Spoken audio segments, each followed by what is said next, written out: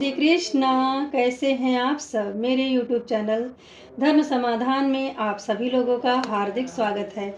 आज हम आपको आश्विन अमावस्या, जिसे पितृ अमावस्या, पितृ विसर्जन की अमावस्या के नाम से जानते हैं, महालय अमावस्या के नाम से जानते हैं, उसकी पौराणिक कथा सुनाने जा रहे हैं। इस कथा को सुनने से आपके पितरों को उत्तम गति की प्राप्ति होगी। कथा श्रवण करने से पूर्व हम भगवान श्री हरि विष्णु की स्तुति करेंगे। आप हाथ जोड़कर कहें, मंगलम भगवान विष्णु, मंगलम गरुड़ध्वज, मंगलम पुंडरीकांचा, मंगलाय तनुहरि। गजाननं भूतगणादिसेवितं कपितजम्बूफलचारुभक्षणं उमासुतं शोकविनाशकारकं नमामि विघ्नेश्वरपादपङ्कजं। गुरुर्ब्रह्मा गुरुर्विष्णु गुरुर्देवो महेश्वरः, गुरुः साक्षात् परं ब्रह्म, तस्मै श्रीगुरुवे नमः। त्वमेव माता च पिता त्वमेव बन्धुश्च सखा त्वमेव विद्या द्रविणं त्वमेव सर्वं मम देवदेव। आश्विन मास के अमावस्या की कथा इस प्रकार से है। पौराणिक ग्रंथों के अनुसार अग्नि, श्वात और बहिष्पद नाम के त्रिदेव थे।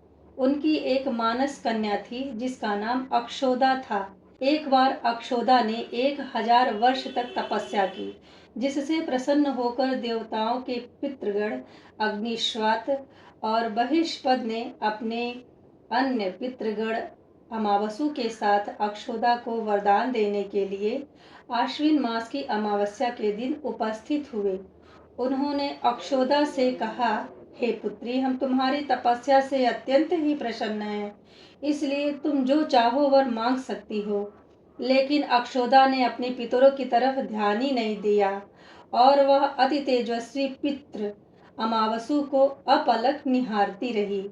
पितरों के बार बार कहने पर उसने कहा, हे पितृ भगवान, यदि आप मुझसे प्रसन्न हैं और सचमुच में मुझे कोई वरदान देना चाहते हैं, तो इस पर परम तेजस्वी पितृ अमावसु ने कहा, हे अक्षोदा, वरदान पर तुम्हारा अधिकार है, इसलिए निसंदेह निसंकोच होकर वरदान मांग लो। इस पर तुम्हारा अधिकार सिद्ध होगा। अक्षोदा ने कहा, भगवान, यदि आप मुझे वरदान देना चाहते हैं तो मैं तत्क्षण आपके साथ रमण करके आनंद लेना चाहती हूँ। अक्षोदा के इस प्रकार कहे जाने पर सभी पितृ क्रोधित हो जाते हैं और वह सब पितृगण अक्षोदा को श्राप दे देते हैं। श्राप देते समय वह कहते हैं कि वह पितृलोक से पतित होकर पृथ्वी लोक पर जाएगी। पितरों द्वारा इस प्रकार से श्राप दिए जाने के कारण अक्षोदा बार बार पितरों के पैरों पर गिरकर क्षमा मांगती है, रोती है, गिड़गिड़ाती है। इस पर पितरों को दया आ जाती है। उन्होंने कहा कि अक्षोदा, तुम पतित योनि में श्राप मिलने के कारण मत्स्य कन्या के रूप में जन्म लोगी। पितरों ने फिर आगे कहा कि भगवान ब्रह्मा जी के वंशज महर्षि पाराशर तुम्हें पति के रूप में प्राप्त होंगे। तुम्हारे गर्भ से भगवान वेद व्यास का जन्म होगा, जो 18 पुराणों के रचयिता होंगे। इसके उपरांत भी तुम दिव्य वंशों में जन्म लेते हुए श्राप मुक्त हो जाओगी और फिर तुम पुनः पितृलोक को प्राप्त कर लोगी। पितरों के इस तरह कहे जाने पर अक्षोदा शांत हो जाती है। अमावसु के ब्रह्मचर्य और धैर्य की सभी पितरों ने प्रशंसा की और कहा, हम तुम्हारे इस सराहनीय कार्य के लिए तुम्हें वरदान देना चाहते हैं। पितरों ने वरदान दिया कि हे अमावसु, तुम्हारे नाम पर अमावस्या तिथि आएगी और यह तुम्हारे नाम से ही जानी जाएगी।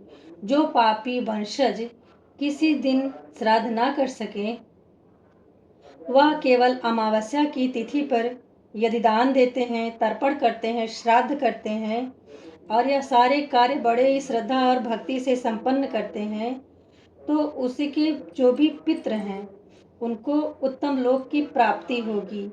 और यह अमावस्या वर्ष में 12 बार आएगी। अमावस्याएं प्रत्येक माह आती हैं, लेकिन पितृपक्ष की अमावस्या को सर्वश्रेष्ठ कहा जाएगा ताकि पितरों की तृप्ति हो सके। तभी से लेकर के आज तक प्रत्येक माह की अमावस्या तिथि को सर्वाधिक महत्व दिया जाने लगा और पितृपक्ष आने वाली अमावस्या को सर्वपितृ अमावस्या, मोक्ष अमावस्या के नाम से जाना जाता है। अक्षोदा के प्रायश्चित हेतु कालांतर में वह महर्षि पराशर की पत्नी हुई, वेद व्यास जी की माता सत्यवती बनी। तत्पश्चात समुद्र के अंशभूत शांतनु की पत्नी बनी और 2 पुत्र चित्रांगद और विचित्र वीर की माता बनी। इन्हीं के नाम से ही कलयुग में अष्टका श्राद्ध मनाया जाता है। सर्वप्रति अमावस्या के दिन सूर्यास्त से पहले पितरों को अपने घर से प्रस्थान कर जाते हैं, अर्थात पृथ्वी से चले जाते हैं और वहीं पर जाकर के निवास करते हैं। लेकिन जब उनके वंशज उनकी मुक्ति हेतु अमावस्या की परम पावन तिथि पर श्राद्ध करते हैं, तर्पण करते हैं, तब वह पितृलोक में नहीं बल्कि स्वर्गलोक को प्रस्थान कर जाते हैं और अपने पुत्र पौत्र इत्यादि को आशीर्वाद देकर सहर्ष चले जाते हैं। इसलिए सभी वंशजों को अपने पितरों के लिए, उनकी उत्तम लोक की प्राप्ति के लिए श्राद्ध तर्पण अमावस्या तिथि के दिन करनी चाहिए, ताकि वह पितर लोक से निकलकर स्वर्ग लोक में जा सके। बोलिए प्रेम से लक्ष्मी नारायण भगवान की जय। कृष्णाय वासुदेवाय हरे परमात्मने प्रणतः क्लेश नाशाय गोविंदाय नमो नमः। वसुदेव सुतं देवं कंसचारूढ़ मर्दनम देवकी परमानंदम कृष्णं वंदे जगतगुरुं। सच्चिदानंद रूपाय विश्वोत्पत्ति हेतवे श्री कृष्णाय वयं नमः। तातप्र विनाशय। जय जय श्री राधा रमण, जय जय नवल किशोर, जय गोपी चितचोर प्रभु, जय जय माखन चोर। माता मेरी राधिका, पिता मेरे घनश्याम, इन दोनों के चरणों में मेरा बारंबार प्रणाम। धन यौवन उड़ जाएंगे एक दिन जैसे उड़े कपूर, मन मूर्ख तू राम भज क्यों चाटे जग धूल। राम कृष्ण दोनों एक हैं अंतर नहीं लिमेश, इनके नयन गंभीर है उनके चपल विशेष। हमने आपको यह जो कथा आश्विन अमावस्या की सुनाई है, यह मत्स्य पुराण के अंतर्गत आता है। आप इस कथा को स्वयं से भी पुराण को पढ़ते हुए प्राप्त कर सकते हैं। मत्स्य पुराण में अक्षोदा नदी का भी वर्णन आता है, जो सरोवर है, जो कि कश्मीर प्रदेश में स्थित है और व्यास जी द्वारा 18 पुराणों की रचना की गई है। पितृगण हमारे पूर्वज ही होते हैं, उनका ऋण हमारे ऊपर होता है, क्योंकि उन्हीं के कारण ही हमें यह जीवन मिला है। मनुष्य लोक से ऊपर पितृलोक है, पितृलोक के ऊपर सूर्यलोक है एवं इससे भी ऊपर स्वर्गलोक है। आत्मा अपने शरीर का त्याग करके सबसे पहले जब ऊपर उठती है तो वह पितृलोक जाती है, वहाँ पर हमारे पूर्वज मिलते हैं। फिर आत्मा ने अगर अच्छे पुण्य किए हैं तो वह और आगे जाती है। ऐसी दिव्य आत्मा को हमारे पूर्वज प्रणाम करते हैं और कहते हैं कि कम से कम हमारे वंश में कोई ऐसा अमुक उत्पन्न हुआ जो स्वर्ग की ओर जा रहा है। फिर आत्मा अपने पूर्ण कर्मों के आधार पर सूर्य लोक की तरफ बढ़ती है। अगर आत्मा ने और अधिक पुण्य कर्म किए हैं तो वह सूर्य लोक को भेद करके स्वर्ग लोक को चली जाती है। लेकिन करोड़ों में से ही कोई एक ऐसी आत्मा होती है जो आत्मा देव में विलीन होती है। उस आत्मा का दोबारा जन्म नहीं होता है।